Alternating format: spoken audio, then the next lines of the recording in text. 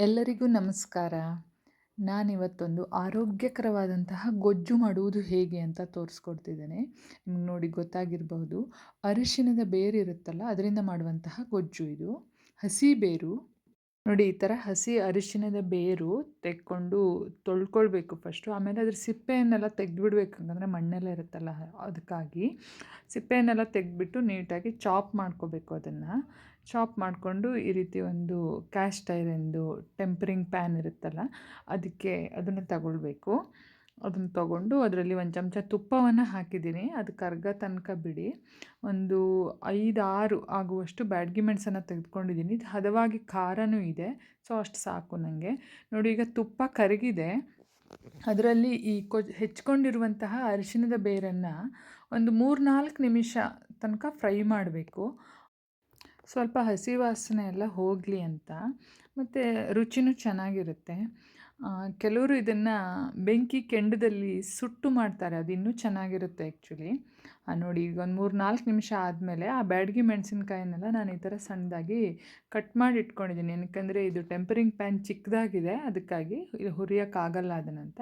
ಅದನ್ನು ಹಾಕಿಬಿಟ್ಟು ಒಂದು 2 ನಿಮಿಷ ಫ್ರೈ ಮಾಡ್ಕೋಬೇಕು. ತುಂಬ ಏನು ಫ್ರೈ ಮಾಡಬೇಕು ಅಂತಿಲ್ಲ, ಲೈಟಾಗಿ ಫ್ರೈ ಮಾಡಿಕೊಂಡ್ರೆ ಸಾಕು. ಆಮೇಲೆ ಒಂದು ಮಿಕ್ಸಿ ಜಾರನ್ನು ತಗೊಂಡು ಅರಿಶಿಣದ ಹೋಳನ್ನು ತೋರಿಸಿದ್ನಲ್ಲ ಆ ಬೌಲಲ್ಲಿ ಒಂದು 2 ಬೌಲ್ ಆಗುವಷ್ಟು ಹಸಿ ಕೊಬ್ಬರಿ ತುರಿಯನ್ನು ತೆಕ್ಕೊಂಡಿದ್ದೀನಿ ನಾನು. ಅದೊಂದು ಸ್ವಲ್ಪ ಹೆಚ್ಚು ಕಡಿಮೆ ಓಕೆ. ನೋಡಿ, ನಿಮಗೆ ಗೊಜ್ಜು ಎಷ್ಟು ಬೇಕು ಅನ್ನೋದ್ರ ಮೇಲೆ. ಅರಿಶಿಣದ ಬೇರು ಅಂದಂಗೆ ಎಂದಿಲ್ಲ, ಒಂದು 4-5 ಬೇರನ್ನು ತೆಗೆದುಕೊಂಡಿದ್ದೀನಿ ನಾನು. ನೋಡಿ, ಅದು ಹಾಗೇ ತುಂಬ ಜಾಸ್ತಿ ಹಾಕಬೇಡಿ, ತುಂಬ ಅರಿಶಿಣದ ಸ್ಮೆಲ್ ಆಗಿಬಿಡುತ್ತೆ, ಅದಕ್ಕಾಗಿ. ಆಮೇಲೆ ರುಚಿಗೆ ಎಷ್ಟು ಬೇಕೋ ಅಷ್ಟು ಉಪ್ಪನ್ನು ಹಾಕ್ಕೊಳ್ಳಿ. ಆಮೇಲೆ ಹುಣಸೆ ಹಣ್ಣಿನ ಪಲ್ಪು ಮಾಡಿಟ್ಕೊಂಡಿರ್ತೀನಿ ನಾನು, ಅದನ್ನು ಹಾಕ್ಕೊಳ್ಳಿ. ಆಮೇಲೆ ಈ ಹುರಿದಿರುವಂತಹ ಅರಿಶಿಣದ ಬೇರು ಮತ್ತು ಬ್ಯಾಡಗಿ ಮೆಣಸಿನ್ಕಾಯಿ ಎಲ್ಲವನ್ನು ಮಿಕ್ಸಿ ಜಾರಿಗೆ ಹಾಕಿ ಅದನ್ನು ನುಣ್ಣಗೆ ರುಬ್ಕೋಬೇಕು. ಇದಕ್ಕೆ ಕೊತ್ತಂಬರಿ, ಜೀರಿಗೆ, ಉದ್ದಿನಬೇಳೆ ಏನು ಹಾಕೋದು ಬೇಡ. ಏನಕ್ಕೆಂದರೆ ಹಸಿ ಅರಿಶಿಣದ ಪರಿಮಳ ತುಂಬ ಚೆನ್ನಾಗಿರುತ್ತೆ. ಆಮೇಲೆ ಒಂದು ದೊಡ್ಡ ದಪ್ಪ ತಳದ ಕಡಾಯಿಯನ್ನು ತೆಗೆದುಕೊಳ್ಳಿ. ಆದಷ್ಟು ಸ್ಟೀಲಿನ ತಗೊಳ್ಳಿ, ಅಲ್ಯೂಮಿನಿಯಮ್ ಬೇಡ. ಏನಕ್ಕೆಂದರೆ ಉಪ್ಪು, ಹುಳಿ, ಖಾರ ಎಲ್ಲ ಚೆನ್ನಾಗಿರುತ್ತಲ್ಲ, ಅದಕ್ಕಾಗಿ ಅಲ್ಯೂಮಿನಿಯಮ್ ರಿಯಾಕ್ಟ್ ಆಗುತ್ತೆ ಅಂತ ಅಷ್ಟೇ. ಸ್ಟೀಲಿಂದ ಒಂದು ದಪ್ಪ ತಳದ ಕಡಾಯಿ ತಗೊಳ್ಳಿ, ಸ್ವಲ್ಪ ದೊಡ್ಡದೇ ತಗೊಳ್ಳಿ. ಏನಕ್ಕೆಂದರೆ ಇದು ಸಿಡಿಯುತ್ತೆ ಕುದಿಯೋಬೇಕಿದ್ರೆ, ಬೆಲ್ಲ ಹಾಕ್ತೀವಲ್ಲ ಇದಕ್ಕೆ, ಸೊ ಅದಕ್ಕೆ ಸಿಡಿಯುತ್ತೆ ಅದು, ಅದಕ್ಕಾಗಿ ಸ್ವಲ್ಪ ದೊಡ್ಡದನ್ನೇ ತೆಕ್ಕೊಳ್ಳಿ. ಆಮೇಲೆ ಮಿಕ್ಸಿ ಜಾರಿಗೆ ಒಂದು ಸ್ವಲ್ಪ ನೀರು ಹಾಕಿ, ಸ್ವಲ್ಪನೇ ನೀರು ಹಾಕಿ ಅದಕ್ಕೆ. ಆಮೇಲೆ ಬೆಲ್ಲ ಹಾಕ್ಕೊಳ್ಳಿ. ನಾನೊಂದು ದೊಡ್ಡ ಚಮಚದಲ್ಲಿ ಒಂದು 2 ಚಮಚ ಆಗುವಷ್ಟು ಹಾಕ್ಕೊಂಡಿದ್ದೀನಿ. ಬೆಲ್ಲ ಬೇಡ ಅಂದರೆ ಬಿಡಬಹುದು, ಆದರೆ ಇದಕ್ಕೆ ಬೆಲ್ಲ ಹಾಕ್ಕೊಂಡ್ರೆ ಚೆನ್ನಾಗಿರುತ್ತೆ. ಇದಕ್ಕೆ ಸಾಮಾನ್ಯವಾಗಿ ನಾವು ಬೆಲ್ಲ ಹಾಕೇ ಮಾಡೋದು. ಬೆಲ್ಲ ಹಾಕಿ ಸ್ಟವ್ ಆನ್ ಮಾಡಿ ಅದ್ರ ಮೇಲೆ ಇಡಿ. ಇದನ್ನು ನೀಟಾಗಿ ಮಿಕ್ಸ್ ಮಾಡಿ, ಇದನ್ನೆಲ್ಲ ಬೆಲ್ಲ ಮತ್ತು ಅದು ಬೀಸಿರುವಂತಹ ಪೇಸ್ಟು ಎಲ್ಲನೂ ಚೆನ್ನಾಗಿ ಮಿಕ್ಸ್ ಆಗಲಿ. ಇದು ಒಂದು ಸ್ವಲ್ಪ ಕೈ ಆಡಿಸ್ತಾ ಇರಬೇಕು, ಇಲ್ಲಾಂದರೆ ತಳ ಹಿಡ್ಕೊಳ್ಳೋ ಚಾನ್ಸಸ್ ಇರುತ್ತೆ. ಅದಕ್ಕಾಗಿ ಎಷ್ಟೇ ದಪ್ಪ ಕಡೆ ಆದರೂ ಸ್ಟೀಲಿಂದ ಆದ ತಕ್ಷಣ ತಳ ಹಿಡ್ಕೊಂಡೇ ಬಿಡುತ್ತೆ, ಅದಕ್ಕಾಗಿ ಮಿಕ್ಸ್ ಮಾಡ್ತಾ ಇರಬೇಕು.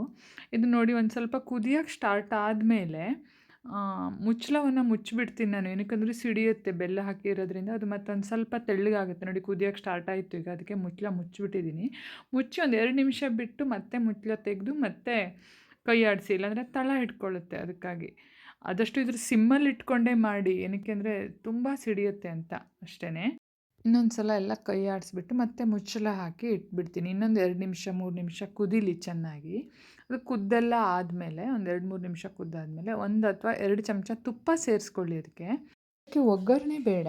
ಇದನ್ನು ಊಟ ಮಾಡಬೇಕಿದ್ರೆ ಫಸ್ಟಿಗೆ ಬಿಸಿ ಬಿಸಿ ಅನ್ನಕ್ಕೆ ಹಾಕಿ ಕಲಿಸ್ಕೊಂಡು ಊಟ ಮಾಡಬೇಕು. ಆರೋಗ್ಯಕ್ಕೆ ತುಂಬ ಒಳ್ಳೆಯದು. ಸಾಮಾನ್ಯವಾಗಿ ಈ ಗೊಜ್ಜನ್ನು ನಾವು ಚಳಿಗಾಲದಲ್ಲಿ ಮಾಡಿರ್ತೇವೆ, ಆರೋಗ್ಯಕ್ಕೆ ತುಂಬ ಒಳ್ಳೆಯದು ಅಂತ. ಇದನ್ನು ಪ್ರತಿದಿನ ಕುದಿಸಿ ಒಂದು 4-6 ದಿನ ಇಟ್ಕೋಬಹುದು, ಕೆಡಲ್ಲ. ಕುದಿಸಿ ಇಟ್ಟಷ್ಟು ರುಚಿ ತುಂಬ ಚೆನ್ನಾಗಾಗುತ್ತೆ ಇದ್ರದ್ದು. ತುಂಬ ಸುಲಭವಾದ ರೆಸಿಪಿ, ಮಾಡಿ ನೋಡಿ ಹೇಗಾಗಿದೆ ಅಂತ ಹೇಳಿ. ಮತ್ತೊಂದು ವಿಡಿಯೋದಲ್ಲಿ ಮತ್ತೆ ಸಿಗೋಣ. ಧನ್ಯವಾದಗಳು.